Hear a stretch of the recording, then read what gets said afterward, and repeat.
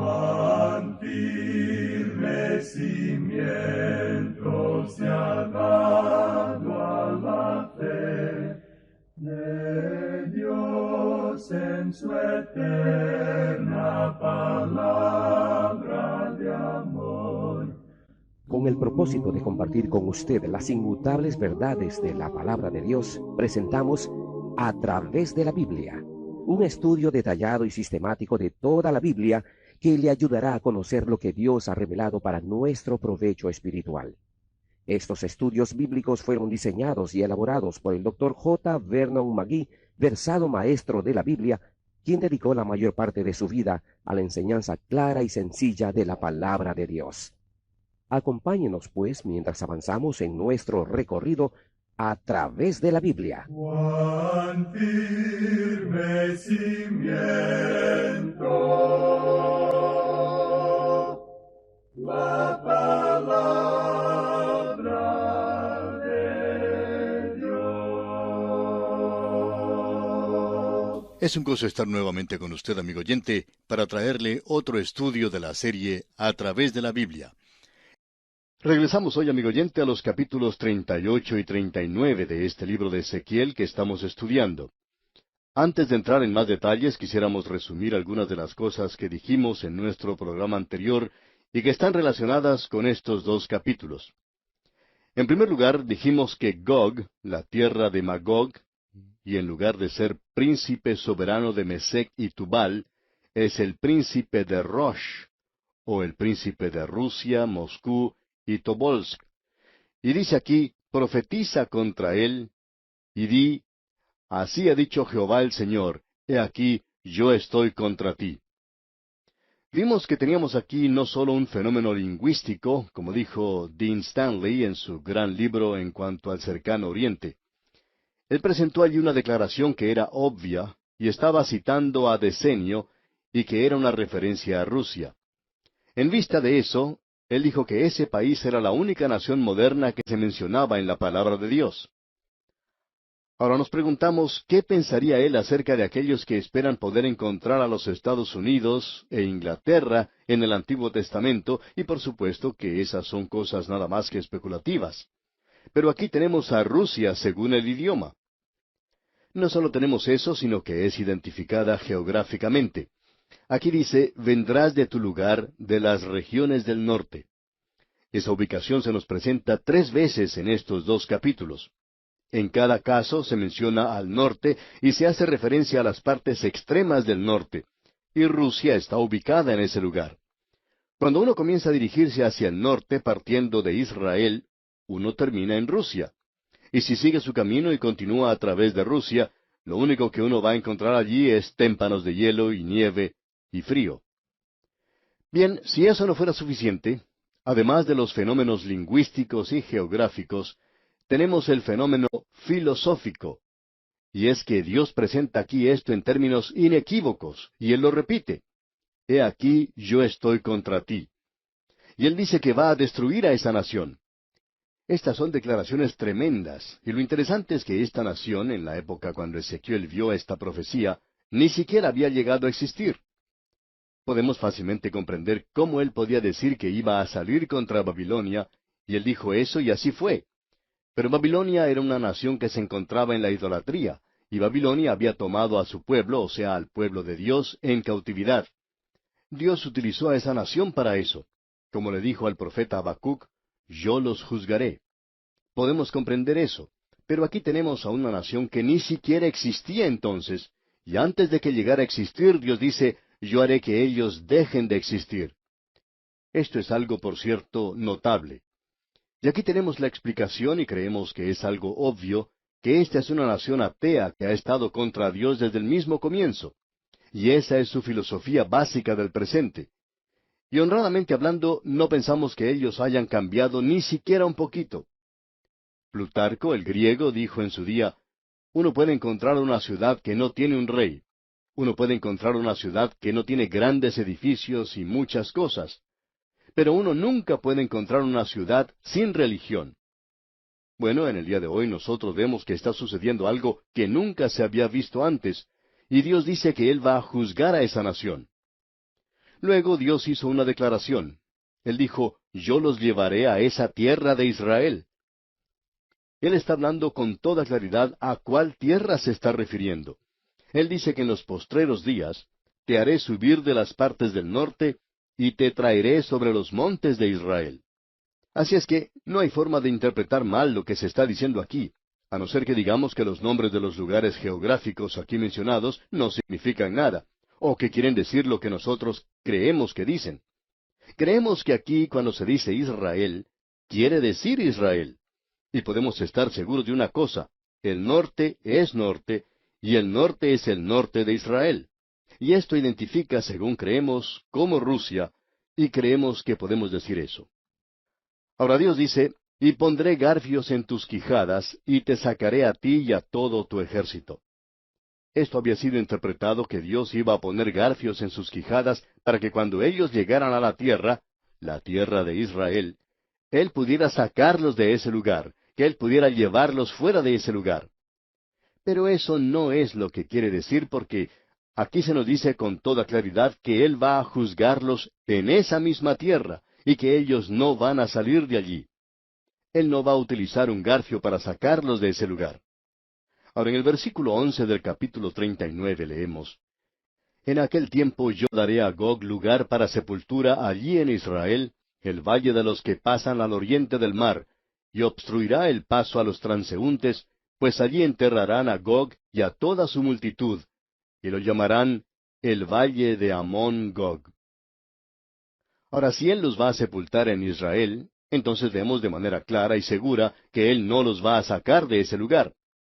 Aquí se nos presenta de manera muy clara que va a haber una matanza en ese lugar como la que nunca se ha visto probablemente en la historia del mundo.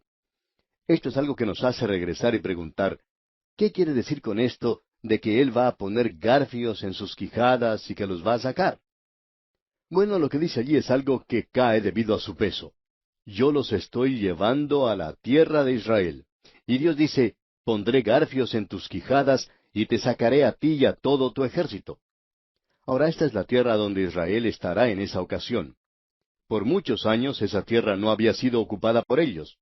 Amigo oyente, después de la destrucción que causó Tito en ese lugar, esta gente fue vendida como esclava a través del mundo, y habían estado esparcidas por todas partes en este mundo. Y la tierra no era una tierra donde fluye la leche y la miel. Hemos visto en el libro de Ezequiel que aún el desierto de Negev estaba cubierto con un bosque. Dios dijo que Él iba a quemar todo esto y así lo hizo. Por lo menos no hay árboles en esa zona en el presente. Ese es el lugar al cual se dirigió Elías después de haber dejado su siervo. Él continuó andando en el desierto y luego se refugió debajo de un árbol. Bueno, si Elías estuviera aquí hoy, él tendría problemas en encontrar un árbol bajo el cual poder refugiarse. Tendría que buscar alguna otra cosa. Mark Twain dijo en cuanto a esa tierra, Palestina está sentada en cilicio y cenizas, desolada y despreciada. Es una tierra sin esperanza, triste, derrotada. ¿Y por qué debería ser de otra manera? ¿Puede la maldición de la deidad embellecer a una tierra? Palestina ya no es algo de la vida diaria, es algo sagrado para la poesía y la tradición. Es una tierra de ensueños. Ahora fue el doctor Theodor Herzl, un escritor teatral en Austria, quien comenzó ese gran movimiento, el movimiento sionista de regreso a la tierra de Israel. Él hizo la siguiente declaración: Hay una tierra sin gente y hay gente sin tierra. Luego él prosiguió: Demos la tierra sin gente al pueblo sin tierra. El doctor Weizmann fue el primer presidente de Israel, y hablando en cierta ocasión ante la Comisión de Investigación Angloamericana, dijo, La nación judía es una nación fantasma. Solo el Dios de Israel ha mantenido al pueblo judío vivo. Y el señor David Ben-Gurión, el primer ministro por muchos años de ese Estado judío, dijo lo siguiente: El capítulo 37 de Ezequiel ha sido cumplido, y la nación de Israel está escuchando las pisadas del Mesías.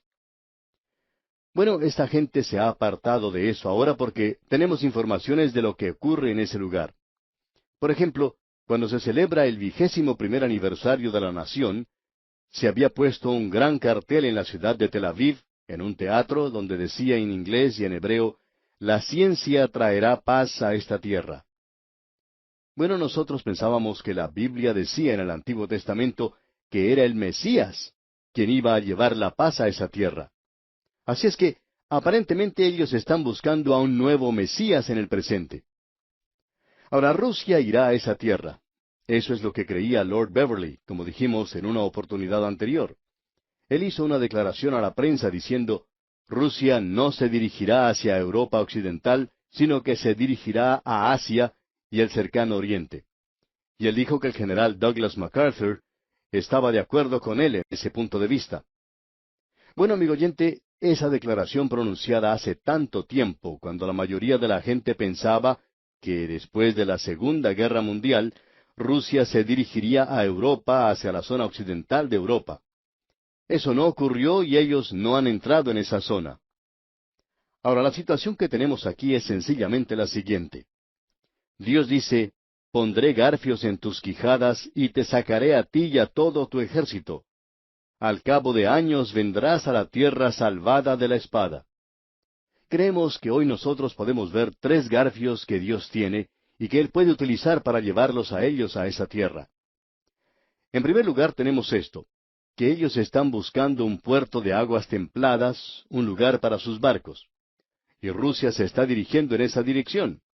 Uno puede observar en Estambul a los barcos rusos que vienen del Mar Negro, pasando a través del Bósforo y dirigiéndose hacia el Mar Mediterráneo. Uno podía haber visto esto después de que tuvo lugar la Guerra de los 6 días. Y después de esa guerra, la fuerza naval rusa aumentó en un 40%. Ahora, ¿qué es lo que están buscando? Están buscando un puerto de aguas templadas y se están dirigiendo hacia el sur y hoy tienen una gran flota. Fue el almirante Sergei Gorshkov quien dijo, la bandera de la Marina Soviética ha sido orgullosamente desplegada en todos los mares del mundo. Tarde o temprano, los Estados Unidos llegarán a comprender que ya no tienen el control de todos los mares. Ellos están buscando un puerto de aguas cálidas. ¿A dónde se están dirigiendo? Bueno, ellos se están dirigiendo al Mar Mediterráneo. Y la nación del lado oriental del Mar Mediterráneo, que sería más apropiada para esto, sería la nación de Israel. Así es que, en el presente, ellos están muy interesados en dirigirse hacia el sur. Dios ha colocado un garfio en sus quijadas. Tenemos luego un segundo garfio que es utilizado por Dios. Nos referimos al petróleo. Se ha dicho una y otra vez que se está acabando la energía en este mundo, y el petróleo es uno de los productos que se está agotando. Como resultado de esto, el mundo se está volviendo hacia las zonas donde se encuentra el petróleo, y el petróleo está en el cercano oriente. Que esté en Israel o no lo esté no es lo importante. Lo importante es que hoy mucho de ese petróleo, a pesar de las relaciones tan difíciles entre los árabes y los israelíes, el petróleo pasa a través de esa tierra. Esto es algo muy sorprendente porque los barcos grandes no pueden pasar a través del canal de Suez. Así es que descargan su petróleo en un puerto que ha caído en manos de Israel, y luego es llevado a través de la tierra de Israel, y luego puede volver a ser cargado a los barcos en el puerto de Ashdod, siendo ese uno de los lugares. Así es que el petróleo ha llegado a ser algo en lo cual el mundo está muy interesado. Las reservas de petróleo pueden ser algo como lo que mencionaremos a continuación, aun cuando esto puede cambiar con nuevos descubrimientos de reservas de petróleo. Cierto investigador que tiene información en cuanto a la industria petrolera, dijo que el total de las reservas de petróleo en el mundo en el presente se estima en unos 300,000 millones de barriles, y que se está utilizando 6,400 millones de barriles por año, y que las reservas de petróleo de Rusia son de 11,200 millones de barriles, y que los Estados Unidos tiene 35,000 millones de barriles en reservas de petróleo. Pero que en el Medio Oriente, las reservas de petróleo son de unos 167,000 millones de barriles. Podemos notar, pues, que hay como 3 veces más reservas de petróleo que las que existen en Estados Unidos y Rusia juntas. Aparentemente, eso es un garfio bastante bueno que Dios ha colocado en las quijadas de cualquier nación moderna, porque para éstas es necesario tener hoy el petróleo y allí es donde está en el presente. Ahora, el tercer garfio que quisiéramos mencionar es el Mar Muerto. es el lecho del Mar Muerto, donde se encuentra una cantidad inmensa de productos químicos que saturan el agua de ese lugar. Y hacia ese lugar se están dirigiendo las miradas de los hombres en el presente. Se estima que el Mar Muerto contiene 2.000 millones de toneladas de cloruro de potasio, lo cual es potasa, y eso hace mucha falta en el presente para enriquecer el terreno que ha sido agotado en muchas partes del mundo. Eso es solo una de las cosas que se puede encontrar allí en el Mar Muerto. También hay 22.000 millones de toneladas de cloruro de magnesio. Existe asimismo allí 12.000 millones de toneladas de cloruro de sodio, 6.000 millones de toneladas de calcio y toneladas de cloruro de calcio. Y hay muchas otras cosas como cobalto, manganeso, celcio, así como también bastante oro en ese lugar. Amigo oyente, se están realizando esfuerzos hoy para conseguir y sacar todo esto de ese lugar. Ahora, si usted hubiera existido, digamos, unos cuantos millones de años atrás, y si usted hubiera podido observar al Señor formando esta tierra, y Él estaba preparando este lugar aquí, el Mar Muerto, usted probablemente le hubiera preguntado, ¿por qué estás haciendo esto, encerrando ese mar? ¿Va a quedar allí un lugar muy salado? Y Él hubiera contestado, es que estoy preparando una carnada. Entonces usted hubiera preguntado, ¿preparando una carnada? ¿Para qué? Y Él hubiera contestado, dentro de unos cuantos millones de años, llegará una nación en el norte, y yo los voy a traer en esta dirección, así es que estoy preparando el anzuelo con su carnada, aún un poquito antes de tiempo. Y eso es lo que Dios había estado haciendo, amigo oyente. Él ha estado preparando ese anzuelo.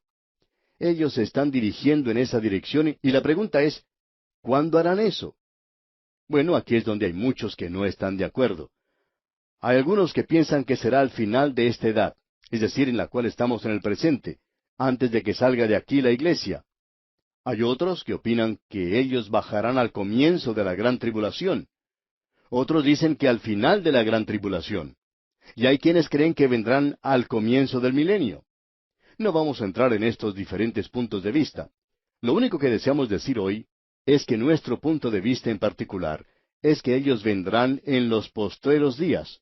Esos postreros días, como hemos visto en otros profetas, y llega a ser ahora un término técnico, se refiere específicamente al período de la gran tribulación.